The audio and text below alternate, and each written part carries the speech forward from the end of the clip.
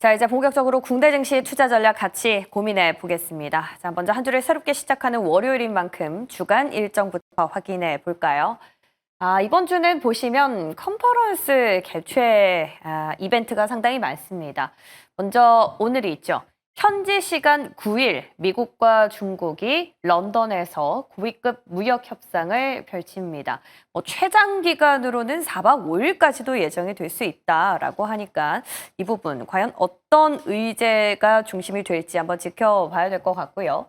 그리고 애플은 대망의 WWDC가 열리죠. 오늘 시작해서 현지 시간 9일부터 13일까지 중까지 끝까지 내내 진행이 되니까 한번 지켜보시고요. 화요일에는 킨텍스에서 서울푸드 2025가 개최됩니다. 요즘 들어서 PBR이 낮은 기업들 중심으로 주가의 탄력성이 좋기 때문에 음식료 주도 또 정책적인 모멘텀도 같이 있죠. K 수출과 관련해서도 한번 지켜보시고요. 수요일에는 대망의 CPI가 발표됩니다. 다음 주 목요일에는 FOMC 일정이 있어서 FOMC를 앞두고 마지막으로 확인할 수 있는 소비자 물가 지표이기 때문에 상당히 중요하다라는 분석들이 많으니까 꼭 챙겨보셔야 될 것 같고요. 그리고 엑스포럼이 우리나라에선 열립니다. 이번 주제는 로봇, AI 보안이기 때문에 이쪽으로 요즘 좀 소강 상태를 보였죠. 트리거가 될 수 있을지 좀 궁금해지고요. 목요일에는 기다렸던 테슬라가 드디어 로보택시 서비스를 출시합니다. 현재 트럼프 대통령과 언쟁이 좀 있어서 분명 노이즈는 있지만 또 주가 탄력도 측면에서는 어떻게 좀 움직일지 상방을 열어주는 모멘텀이 될지 좀 지켜봐야 될 것 같고요. 마지막에는 유럽에서 알러지 학회가 개최됩니다. 다음 주 16일까지도 이어지니까 이 부분들 제약바이오 오늘 또 HK 이노엔이 어떻게 움직일지 너무 궁금한데 이에 대한 것들도 끝까지 팔로우업 해보시면 좋겠습니다. 자, 그럼 일단 오늘 주목해야 하는 이슈는 뭐가 있는지 뉴스 기사로 만나보겠습니다. 자, 미국과 중국이 현재 시간 9일 런던에서 고위급 무역 회담을 가집니다. 런던은 아직까지 9일이 되지 않았죠. 이제 한 1시간 좀 넘게 남아있는 상황인데요. 자, 지난달 10일 제네바에서 회담 이후 약 한 달 만에 두 나라의 대표단이 만남을 갖게 되는 겁니다. 자, 트럼프 대통령 자신의 SNS에 스콧 베센트 재무장관과 하워드 러트닉 상무장관, 제이미슨 그리어 미 무역대표부 대표가 현재 시간 9일 런던에서 중국 대표단과 회담을 할 예정이라면서 매우 진행이 잘 될 것이다 라고 밝혔습니다. 그런 한편 중국 외교부도 허리펑 부총리가 8일부터 13일까지 영국을 방문한다라고 공개했는데요. 자, 로이터 통신은 이번 회담이 최장 4박 5일 동안 진행이 될 수 있다라고 전망했습니다. 특히 제네바 회담 당시에는 두 나라가 뚜렷하게 합의를 도출하진 못했기 때문에 이번 회담에서는 여러 가지 현안이 논의될 걸로 관측되는데요. 주로 관세보다는 수출 통제가 주 의제로 다뤄질 걸로 예측되고 있습니다.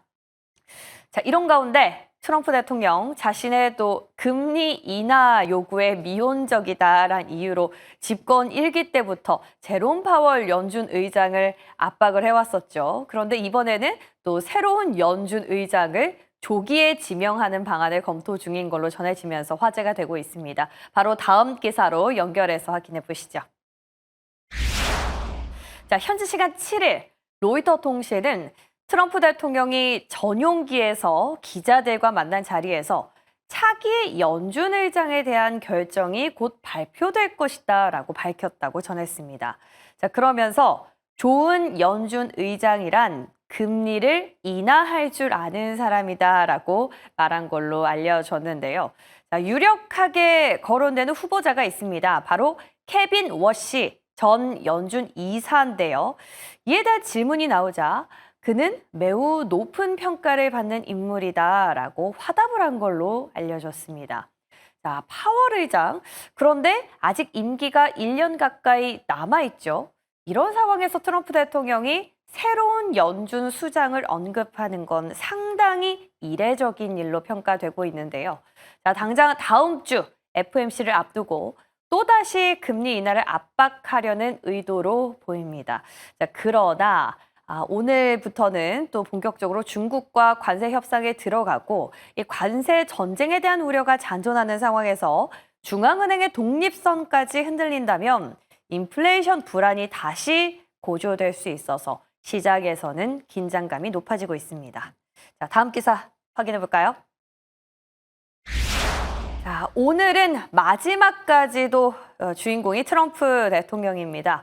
자, 주말 사이 많이 아마 보셨을 겁니다. 뉴욕 증시가 트럼프 대통령과 일론 머스크 테슬라 CEO의 언쟁으로 격동의 시간을 보냈는데요.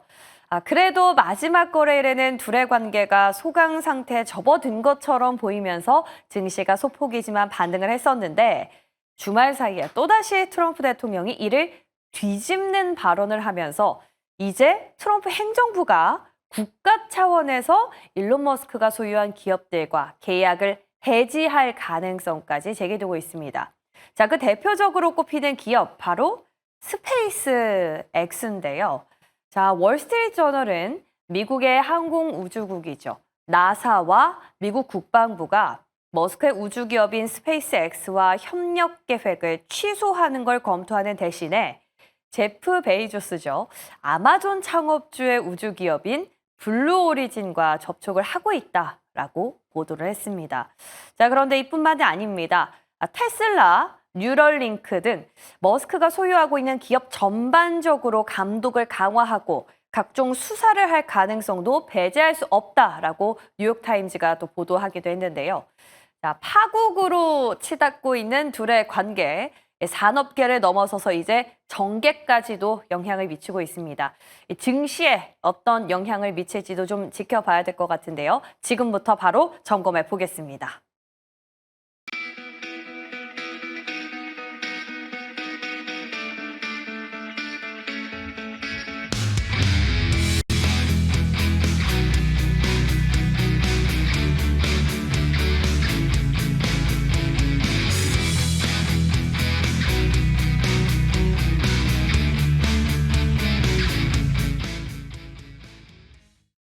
자, 한 주를 새롭게 시작하는 월요일 아침입니다. 퍼스트프라임 리서치 이동근 대표, 또 MBN골드 조선일 매니저와 함께 전략 세워보겠습니다. 어서 오십시오. 안녕하십니까. 주말 잘 보내셨습니까? 네. 예, 자, 오늘은 또 어떤 포인트에 집중을 하고 계실지 먼저 오늘장 키워드부터 열어보시죠. 상승의 논리, 애플 세계 개발자 회의 개최. 맞아요. 저도 애플이 WWDC를 개최한다라는 사실을 알고 있었는데 시장이 좀 잠잠해가지고요. 이거 어떻게 보세요? 네. 요즘 이제 여러 이슈들이 특히 이제 정치적인 이슈들이 많이 나오기 때문에 특히 우리나라 같은 경우는 이제 대통령이 이제 교체되면서 여기에 대한 이슈가 부각이 되기 때문에 많은 이제 글로벌 관련된 이슈들을 여러분들이 깜빡깜빡 잊고 계시는데 애플 WWDC 같은 경우는 여러분들이 좀 관심을 가져야 될 그런 섹터와 이슈입니다. 왜냐하면 오늘부터 13일까지 5일 동안 개최가 되는데 보통 여러분 잘 아시겠습니다만 매년 9월에 애플이 신제품이 나옵니다. 신제품이 나오기 전에 6월 달에 이렇게 WWDC 개발자 회의를 진행을 하는데 개발자 회의가 진행이 되는 거에 여러분 포커스를 맞춰야 되는 게 9월 달에 출시될 애플의 어떤 기술이 그리고 어떤 제품들이 나올지 어느 정도 윤곽을 나타내는 그런 때이고요. 특히 애플 같은 경우는 전 세계 글로벌의 스마트폰이나 기기들을 선도하는 그런 기업이기 때문에 관심을 꼭 가지셔야 됩니다. 그래서 전체적으로 지금 삼성 같은 경우는 IoT라고 해서 전체적 모든 기기들을 있는 거를 연결하는 거를 구축을 하고 있는데 아이폰 같은 경우에도 뭐 그런 맥락에서 같이 가고 있습니다만 이번에 아이폰이나 아이패드 그리고 아이폰 관련된 기기들이 업그레이드가 진행이 되면서 여기에 대한 내용을 얘기를 하고 있기 때문에 오늘부터 진행되는 5일간의 일정 참 관심 있게 지켜보시면 좋을 것 같습니다. 자, 예전에는 WWDC가 굉장히 자극적인 이슈였는데 요즘엔 그보다 더 많은 재료가 나와서 아마 조금은 무뎌졌던 것 같네요. 참 지켜보도록 하고요. 자, 우리 이동근 대표님께서는 상승의 논리라는 키워드를 주셨는데 네. 진짜 궁금해요. 일단 지난주에 대선 끝나고 나서 상승 랠리를 좀 보이는 듯 싶었는데 우리는 꼭 오를만 하면 연휴가 있더라고요. 어떤 논리인지 좀 알려주시죠. 잘 아시겠지만 사실은 지금의 상승의 그 배경은 한 세 가지 정도로 요약을 할 수가 있을 것 같아요. 하나는 일단 외국인의 수급이 변화하고 있다는 부분. 역시 이제 특히 지난주에 좀 눈에 띄었던 부분들은 삼성전자라든가 SK하이닉스 같은 반도체 대장주로의 어떤 외국인 매수세가 본격적으로 좀 들어오는 모습이 나왔다라는 거죠. 그동안에 사실 외국인들의 매수세가 이제는 조금 그동안의 매도 일변도에서 벗어난 건 확실한데 일단 이런 대장주로의 어떤 유입은 그동안과는 조금은 다른 흐름들이 나타났고 정말로 이제 과연 이제 상승세로 이어질 수 있느냐의 여부에 조금 더 이제 기대를 갖게 만드는 그런 어떤 수급의 변화가 아닌가라는 생각이 들고요. 아직까지 제 생각은 뭐 일단은 지금 외국인들이 비어있는 어떤 좀 그 포트를 채웠는 게 아닌가라는 생각이 들어요. 워낙 그동안에 많이 팔아놔가지고 사실은 이제는 뭐 정치적 리스크라든가 이런 부분들이 해소가 된 상황이라면 외국인들은 여기서 뭐 매수를 안 할 이유는 없다라는 거예요. 그리고 이제 환율의 효과라는 부분도 분명히 있기 때문에 그런 부분들이 아무래도 가장 중요한 것이 아닌가 하는 생각이 들고요. 그리고 이제 뭐 추경이라든가 이런 부분들을 통해서 내수 부양 효과라는 측면이 아무래도 이제 우리 증시에는 긍정적으로 작용하는 부분들이 있을 거고요. 그리고 이제 정책에 대한 부분이죠. 최근에 금융이라든가 또 뭐 에너지 관련해서 정책 기대가 굉장히 커지고 있다라는 부분. 뭐 이런 것들은 저는 시장에서 어느 정도 선반영을 하고 있다고 생각을 합니다. 하지만은 어쨌든 간에 우리가 이제 그런 얘기를 많이 하잖아요. 이제 그 어떤 그 정권의 초기에서는 뭔가 이제 이런 밀월 관계가 유지가 된다는 거야, 시장하고. 그렇기 때문에 지금은 그런 단계이기 때문에 사실은 지금의 상승에 대해서 한편으로는 좀 약간의 그 의구심이라든가 불안감을 가지고 계신 분들도 많은데 일단 지금은 좀 이러한 상승을 좀 즐겨야 되는 상황이 아닌가라는 좀 그런 말씀을 좀 드릴 수가 있을 것 같습니다. 불안해하지 말고 좀 즐기자. 예, 진짜 좀 이제 새롭게 시작되는 월요일인데 이번 주도 좀 이런 상승의 흐름이 지켜져야 될 텐데 말입니다라는 생각이 드네요. 자, 그런데 여기에 가장 큰 변수들이 참 많습니다. 오늘 새벽에 나온 이슈들 하나씩 점검해 볼게요. 먼저 첫 번째 기사입니다. 자, 미국과 중국 오늘 런던에서 무역 협상을 다시 한번 갖게 됩니다. 트럼프 대통령은 잘 될 것이다라고 SNS에 밝히긴 했는데요. 이번 의제는 관세보다는 수출 통제 쪽으로 기울어져 있는 걸로 전해졌거든요. 그럼 우리 시장에는 영향이 그렇게 클까요? 사실 이제 뭐 항상 그런 거죠. 지금 또 미국하고 중국하고 서로 좀 이제 강경한 대립에서 조금은 이제 완화된 제스처를 보이다 보니까 시장은 일단 그런 부분들을 선반영하고 있는데, 그래서 말씀하시다시피 오늘 이제 이번에 시작되는 그런 이제 무역회담에서는 역시 뭔가 지금 관세는 조금 오히려 뒤에요. 지금 이제 양국이 가장 절실하게 필요한 거는 산업의 필수적인 어떤 원료라든가 기술 이런 것들이 상대국으로 수출되는 것을 이제 막고 있지 않습니까? 그러니까 수출 통제인데 사실 이거를 좀 어떻게 하든 완화시키는 것이 지금 어떻게 보면 가장 당면한 의제가 아닌가라는 생각이 들거든요. 미국 입장에서는 사실 지금 가장 중요한 게 히토류예요. 그러니까 중국이 지금 이거 갖다가 굉장히 그 강경한 통제를 하고 있기 때문에 이 부분에 빨리 좀 어느 정도 완화를 시켜야지만이 미국의 어떤 그 첨단 산업이라든가 이런 쪽에서의 영향이 최소화될 수가 있다라는 부분이고요. 중국 입장에서는 역시 가장 대표적인 것이 반도체 그 설계 소프트웨어라든가 항공기 엔진이라든가 더 나아가서는 AI 칩이라든가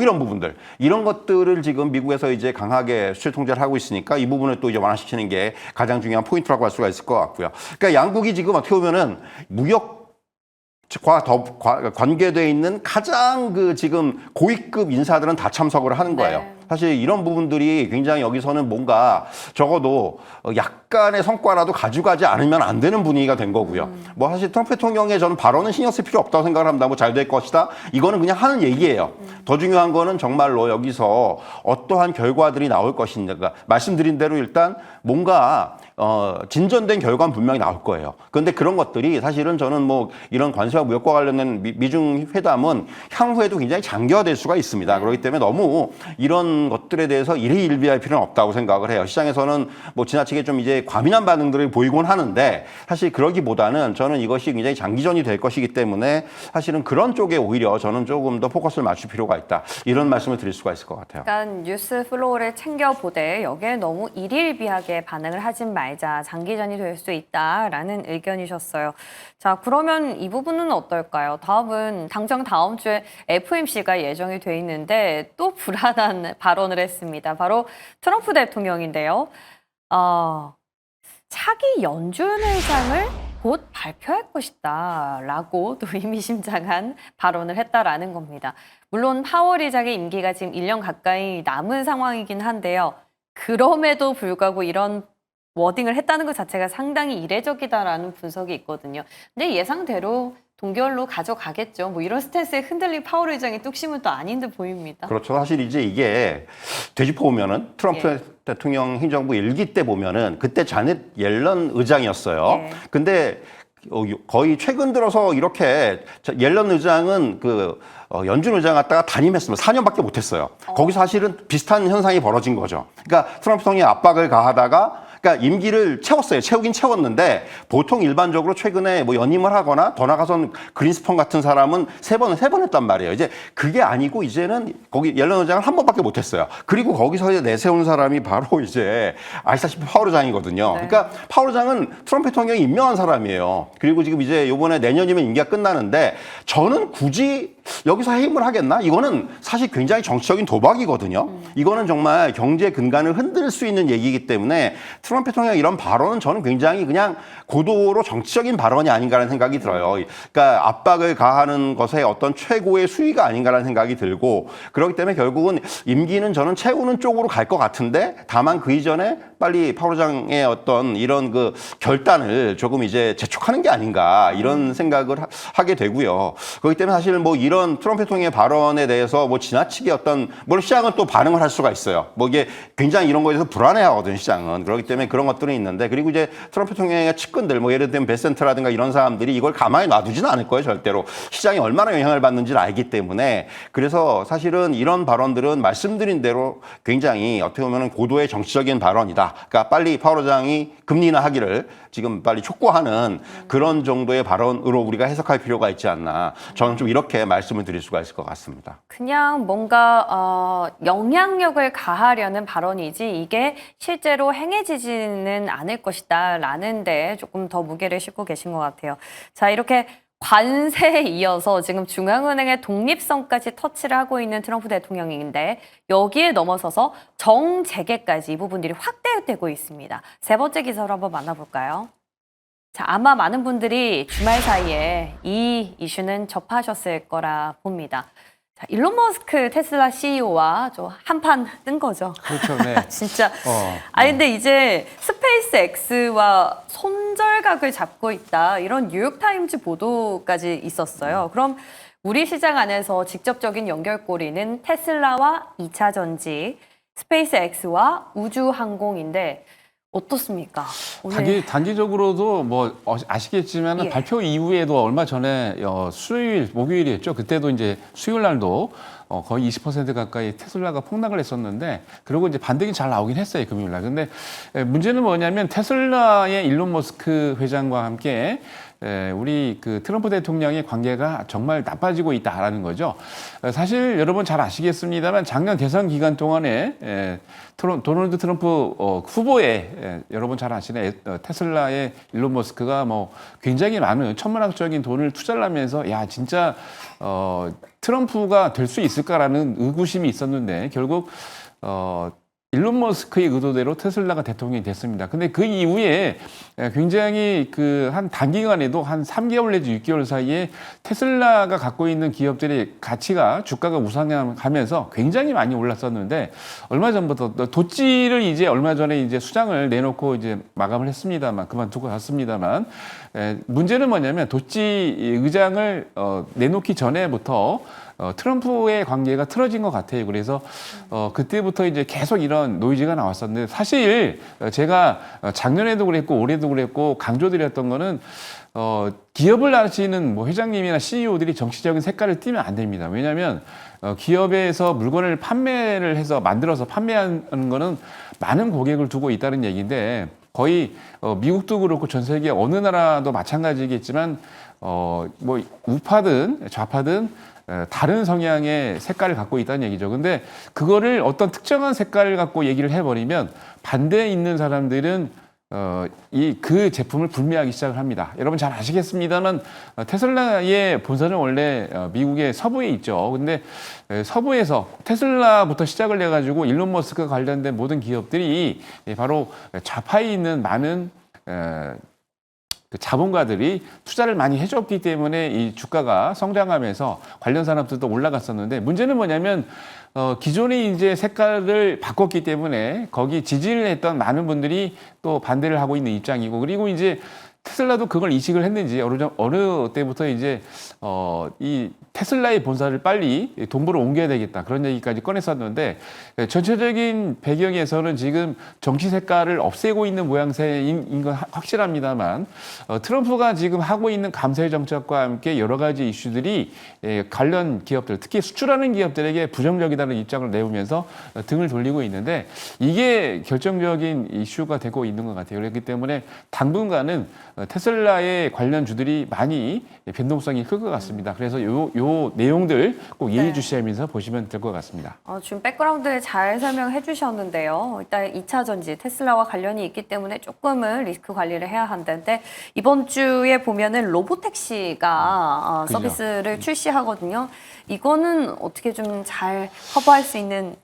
보통 않을까요? 이제 이런 이슈가 나오기 전에 원래 주가 급등하는데 많이 급등하지 않아요, 그렇게. 그러니까 관련 종목들이 국내에서도 뭐 지난주나 조금 움직이긴 했었습니다. 자율주행 관련 이슈로. 근데 이전에는 보면은 이렇게 출시되기 전에 거의 한 달 전부터 주가가 많이 움직였는데 트럼프에 관련돼서 그런지 지금 주가가 신통치가 않습니다. 아까 말씀드린 대로 지난주에도 뭐 주가가 거의 테슬라에 관련된 악재가 아까 말씀드렸던 그런 이슈들이 부각이 되면서 특히 트럼프가 작정을 한 것 같아요. 뭐 아시겠습니다만 갑자기 이제 뭐 마약 관련된 이슈를 부각을 시키면서 계속 언급을 하고 있는데 사실 이제 이게 그 일론 머스크가 관세 정책을 X에 올리면서 트럼프를 탄핵할 수도 있다는 비판을 하니까 여기에 대한 이슈를 갖고 내부적으로도 아마 고위 정책을 하시는 분들하고 논의하면서 그거를 타개하기 위해서 아마 일론 머스크의 마약 이슈를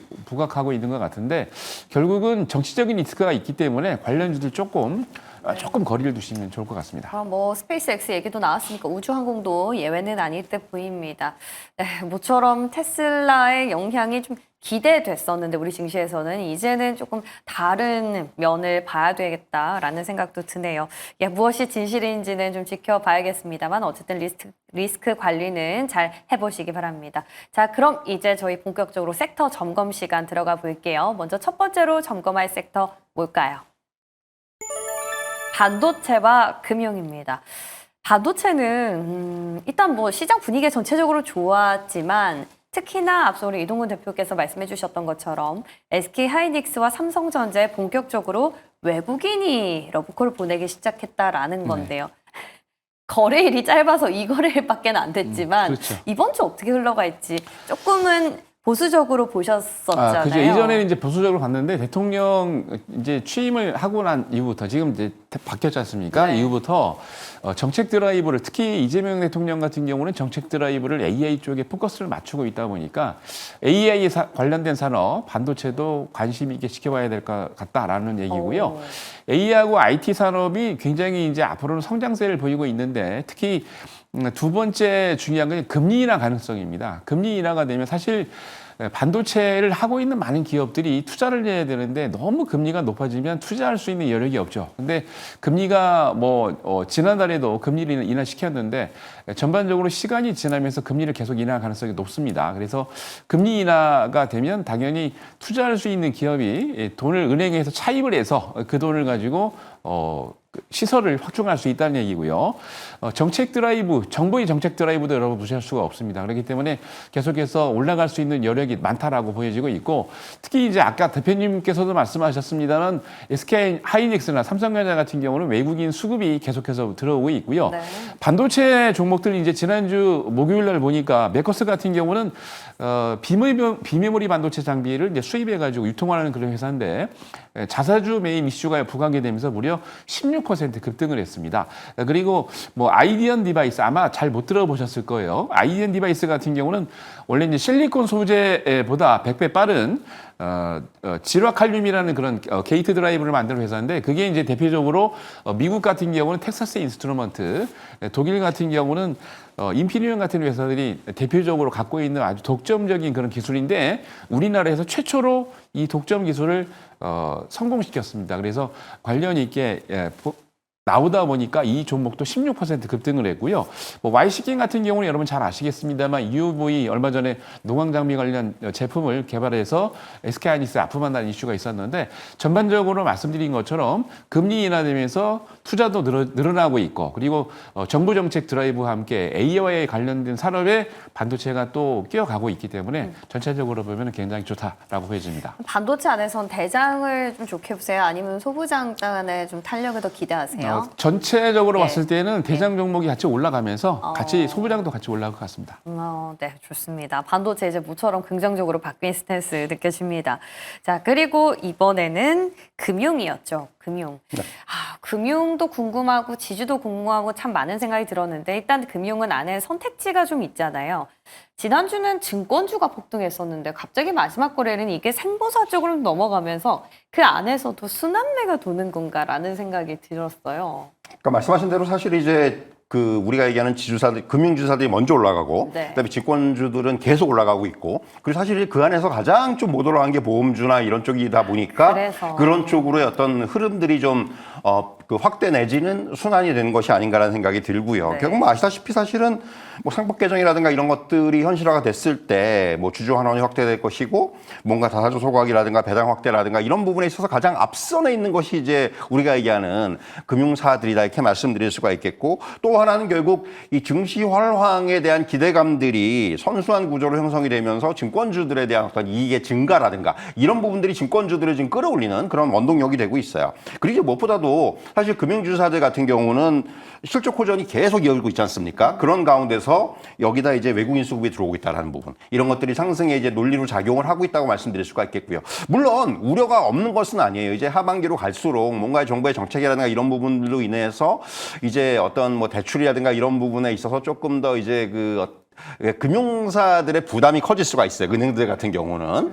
예, 그런 부분들이 이제 과연 어떻게 작용하냐가 이제 조금의 향후에 이제 우리가 봐야 되는 그런 상황이라고 볼 수가 있을 것 같고요. 근데 저는 그런 생각이 들어요. 사실은 이제 악재들은 거의 다 반영이 됐어요. 증권사들도 마찬가지. 우리가 몇 년 동안 기록된 PF라든가 이런 거 다 반영됐고요. 지주사들 같은 경우도 사실은 그동안에 어떤 고환율이라든가 기준금리 하락이라든가 이런 것들 악재들이 다 반영이 됐기 때문에 그런 가운데서 이제는 좀 호재들이 반영되기 시작하는 그런 단계라는 측면을 우리가 고려하지 않을 수 없을 것 같고요. 다만 이제 주가가 어느 정도는 선반영된 측면이 분명히 있습니다. 사실 증권주 같은 경우 지금 여기서 산다고 부담스러워하실 부분 분명히 있어요. 네. 그렇기 때문에 사실은 저는 이제 이런 것들에 관심은 계속 가지고 계시고 긍정적으로 보는 건 맞는데, 다만 이제 우리가 만약에 신규 매수자의 경우는 네. 어디에서 들어갈지를 봐야 된다는 얘기죠. 항상 주가라는 거는 눌림목이 있고 조정 과정을 거칩니다. 아무리 좋은 주식이라도. 그렇기 때문에 지금은 어떤 신규 매수자의 관점에서는 저는 이제 그런 타이밍을 봐야 되는 그런 상황이 아닌가 생각이 들고요.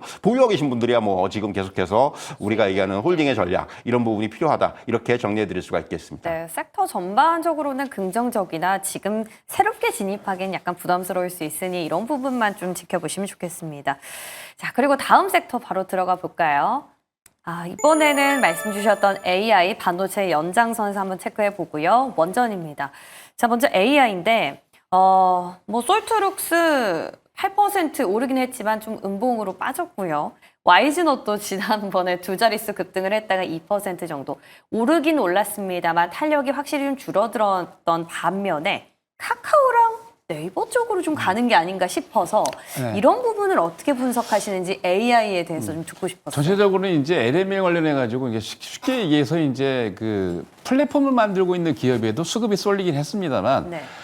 예전에도 말씀드렸습니다만 99년도, 2000년도 때 이제 인터넷 붐이 불기 시작할 때 그게 이제 전체적으로 20년 동안 왔었는데 그때도 플랫폼 기업들도 굉장히 좋았고 그 플랫폼을 이용을 해가지고 소프트웨어나 여러 기술을 만드는 기업들도 굉장히 좋았습니다. 똑같이 가고 있는 것 같아요. 그래서 사실 그동안에는 AI 플랫폼에 관련된 기업들 예를 들어서 뭐 아까 말씀하셨던 네이버나 카카오 같은 경우는 플랫폼을 만드는 기업입니다. 쉽게 얘기해서 굉장히 큰 데이터 언어를 그러니까 LML이라고 그러죠. 만들어서 그걸 이용해 가지고 이제 많은 기업들이 또 AI 관련된 기술을 응용을 하는 건데 단기적으로 두 종목도 지금 뭐 네이버나 카카오 같은 경우에 제가 보기에는 분명히 유입이 계속 될 겁니다. 왜냐하면 플랫폼을 만드는 기업이기 때문에 네. 플랫폼 기업의 기술이 성장을 해야 거기에 속해 있는 많은 기업들이 그 기술을 이용해서 또 AI 또 많은 다른 제품들을 만들기 때문이죠. 그래서 네이버, 카카오도 당연히 올라가고요. 말씀드렸던 솔트룩스나 YG는 또 올라갑니다. 왜냐? 첫 번째는 기본적으로 세 가지 이유를 제가 지난주에도 말씀드렸습니다. 첫 번째, 이재명 대통령의 제1호 공약입니다. 그리고 두 번째는 기본적으로 이제 이 플랫폼이 만들어져야 AI의 생태계가 구축이 돼야 이 AI 관련된 모든 것들이 갈 수가 있기 때문에 말씀드린 대로 플랫폼 기업뿐만이 아니라 AI 이 플랫폼을 가지고 만들 수 있는 많은 기업들이 성장을 하게 됩니다. 그래서 AI가 구축이 돼야 기본적으로 이 인프라를 이용해서 뭐 예를 들어 갖고 뭐 금융이라든지 뭐 재난 관련 이슈, 식량이나 건강 관련 팩트들 이런 것들이 지금 굉장히 떠오르고 있는 업종군들인데 그런 것들이 해결되겠다라고 보여지고요. 세 번째는 미국과 중국이 지금 앞다퉈서 AI 전쟁을 하고 있는데 대통령께서도 후보 시절에 어떤 얘기했냐면 AI의 3강 제조를 구축하겠다 그랬습니다. 네. 사실 우리나라가 전 세계 10등 안에도 못 들어가고 있지만 분명히 정부 정책 그리고 민간 기업들이 합심을 하면 분명히 미국, 중국 그다음에 우리나라가 3위권에 올라가서 AI의 강국이 될 수 있습니다. 네, 플랫폼 기업뿐만 아니라 AI 전체적으로 좀 긍정적이다라는 입장 여전합니다. 그리고 들어오는 원전인데요. 원전은 저희가 마지막 거래를 복귀해 보면 체코에 이제 최종 계약을 체결했다라는 소식인데 이 소식 때문에 장 초반에는 굉장히 급등을 했어요. 근데 팔았다가 다시 사는 이 애매한 심리를 어떻게 보셨는지 너무 그런 궁금해요. 거죠. 이제 뭐 그 일단 세론의 그 예. 어떤 그런 또 그 니즈들도 굉장히 강하고 또 이제 주가가 너무 많이 오른 측면도 있고 저는 네. 이제 그런 부분이 이제 복합적으로 작용한 게 아닌가라는 생각이 들고요. 저는 이제 중요한 것은 그렇게 생각을 해요. 어떤 중장기적인 정책 변화 기대감으로 인해서 네. 이제는 어떤 원전 관련주는 단순히 테마로 접근할 것이 아니고 어떤 추세로 접근해야 되는 것이 아닌가라는 생각을 먼저 말씀드리고요. 결국은 이제 그런 거죠. 아시겠지만 신정부가 그동안 사실은 탈원전이라든가 신재생에너지의 정책 대신에 이제는 에너지 믹스 정책으로 본격적으로 가고 있지 않습니까? 그러면 결국은 물론 이제 어떤 우선순위의 문제이긴 한데 신재생에너지 굉장히 이제 부각이 되겠죠. 근데 원전도 계속해서 우리가 간다는 얘기예요. 같이 간다는 얘기죠. 그러니까 탈원전 일변도가 아니고 여기서 이제 실용적으로 상당히 뭔가 이제 원전도 그러니까 SMR도 이제 적극적으로 지원을 하고 또 노후 원전이라든가 이런 부분에 이제 수명 연장도 이어가고 이렇게 되면 결국 원전 관련주들이 나쁠 것은 없다라는 얘기입니다. 그리고 이제 무엇보다도 제일 주목해야 되는 거는 미국이라든가 이런 선진국 중심으로 밸류체인이 확대가 되고 있다는 부분이에요. 결국 뭐 AI 데이터 센터의 수요 급증이라든가 이런 것들이 나타나면서 사실은 뭐 이제 뭐 일각에서는 우리나라 같은 경우 이제 신재생 에너지가 좀 더 우위에 있는 것이 아닌가라고 하지만은 네. 우리나라를 제외한 다른 나라들 같은 경우는 지금 이런 쪽에 밸류체인이 이제 급증을 하기 때문에 우리나라 입장에서는 결코 계속해서 좀 이제 긍정적인 효과들을 우리가 기대할 수가 있다라는 부분이고요. 그래서 이제 원전주들은 이렇게 지금은 약간 말씀드린 대로 지금은 약간 뭐 차익 시험도 나오고 이러한 단계예요. 근데 이로 인해서 만약에 조정이 나오거나 그렇다면은 오히려 그런 부분들이 또 한 번 매수 기회가 될 수도 있는 이제 그런 접근이 필요하다. 이렇게 정리해 드릴 수가 있겠습니다. 저희가 원전이랑 친환경 얘기 나올 때마다 드리는 단골 질문이긴 한데요. 짧게 원전 대 친환경 고른다면 대표님은 어디 선택하시겠어요? 지금 상황에서는 저는 그러니까 친환경이 조금 더 우위죠. 우리나라만 놓고 보면. 그렇긴 하네요. 네, 네. 그러니까 그럴 수, 안 올랐으니까 그동안. 아하. 네, 그 논리는 그거예요. 뭐 좋고 나쁘고의 문제가 아니고 안 네. 올랐잖아요. 예. 이제 저는 그런 접근이 지금은 필요한 시점이다. 이런 말씀을 드리겠습니다. 네, 좋습니다. 이때까지 두 개 표결을 붙였을 때 원정표는 아직은 없습니다. 예. 자, 그럼 마지막으로 오늘장 공략해 볼 수 있는 종목은 뭔지 열어보겠습니다. 야, 네이버 궁금했는데 나왔고요. 한국토지신탁, 오, 한토시는 처음 처음 갖고 들어보셨죠? 오신 것 같아요. 네, 처음 갖고 왔는데 굉장히 좋습니다, 차트가. 예. 지금 이제 한토신 같은 경우는 1999년도에 설립된 부동산 신탁 회사인데요. 이 회사 같은 경우는 실적도 좋은데 국내에서는 차입장 토지 신탁 관련된 프로젝트를 진행을 하는데 마켓 쉐어가 40%가 넘는 우리나라 대표 1위 기업입니다. 거기다가 지금 이제 얼마 전부터 도시정비 사업, 사실이데 이게 이제 한 10년, 20년 프로젝트를 진행하기 위해서 정부가 정책적으로 내놨던 건데 뭐 정권이 바뀌어도 상관없습니다. 그거는 계속해서 일어날 건데 여러분 잘 아시는 뭐 요즘 뭐 벽화 그리는 것부터 시작을 해가지고 도시대생 얘기가 많이 나오고 있는데 거기에 대한 수혜를 받고 있는 기업이 바로 한국토지신탁입니다. 그래서 지금 차트를 보시면 아시겠지만 바닥을 딱 잡고 아주 뭐 용이 승천하는 것처럼 아주 강하게 올라가고 있는데 제가 보기에는 이제 아직 멀었습니다. 이제 시작이니까 제가 이제 계속 한 달 가까이 건설주 얘기를 사실 2월 달부터 건설주 출연드렸었는데요. 건설주 보셔야 됩니다. 그래서 건설주에 또 숨어있는 히든 보석 여기다라고 보고 있기 때문에 네. 한국토지신탁 관심 있게 지켜보시기 바랍니다. 또 새롭게 정부가 출범했기 때문에 또 조만간 부동산 정책 관련한 코멘트가 나왔을 때 또 어떻게 움직일지 기대가 됩니다.